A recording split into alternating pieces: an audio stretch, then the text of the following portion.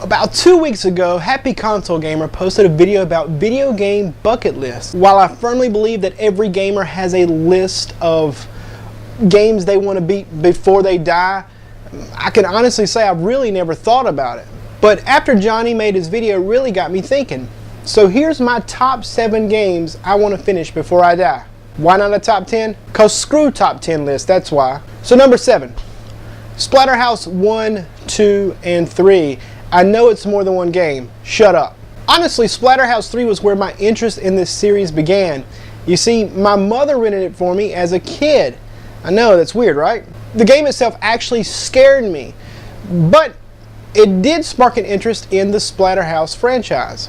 It also began a love affair with horror-themed games, an affair that has continued to this very day. So why did I choose all 3 of them? Well, I've never finished any of them, so why not?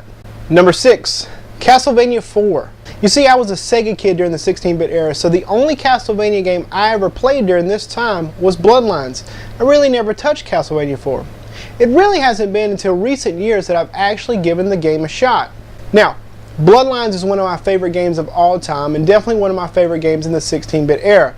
But I think I owe it to myself as a Castlevania fan to finish Castlevania 4. Number 5, Siren.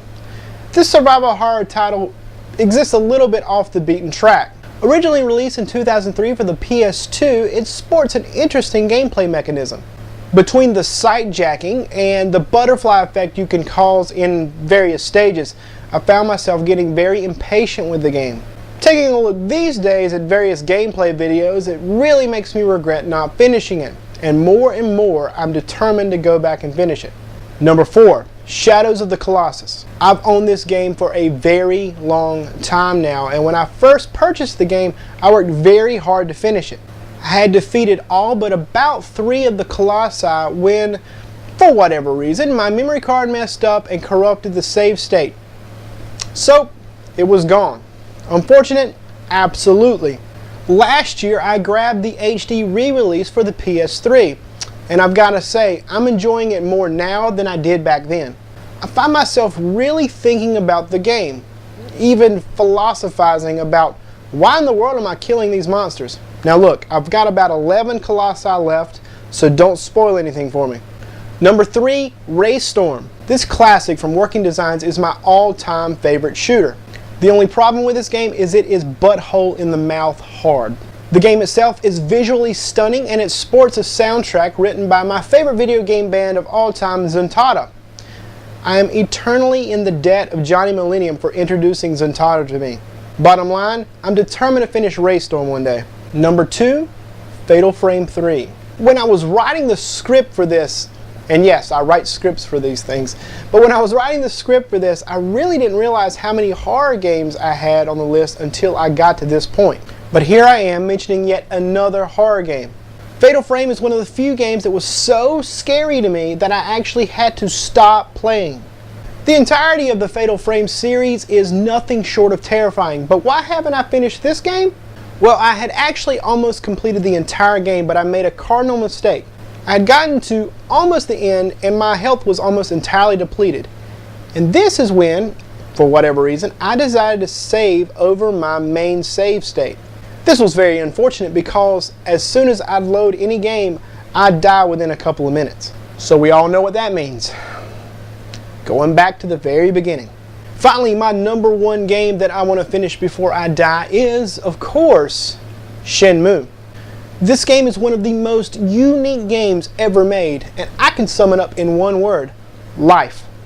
You see, the whole game, you basically exist as the main character. Does more stuff go on? Sure, of course. But you basically get immersed in the life of Ryo Hazuki. Ryo is hunting down the man that stole the dragon mirror and in the process killed his dad. Anyway, you get to interact with everything that you come across. I mean, cassette tapes, vending machines, bubble capsule toys. I mean, this is the craziest game ever. And it's completely immersive, and it's a completely unique experience. And I don't think anything's captured what Shenmue originally did. So I know what you're asking, well, if the game's so good, why didn't you finish it? Well, time. this is one of those games that I can't just sit down for 20-30 minutes at a time and get anything accomplished. This is one of the games that really deserves you to devote hours and hours of your day to it. So until I can get time to do that, I'm not going to waste the time. Does that make sense? So as soon as I get a chance, I'm going to jump in and basically lock myself away from society and finish this bad boy. Well, there they are. That's my bucket list, so to speak. I hope you guys enjoyed it. And maybe some of those are on your list. If you have a list yourself, why don't you share it either in the comments below or go to Johnny's page and make a video response, make a comment to his video. Anyways guys, that's it. Remember to rate, comment, and subscribe, and as always, thanks for watching.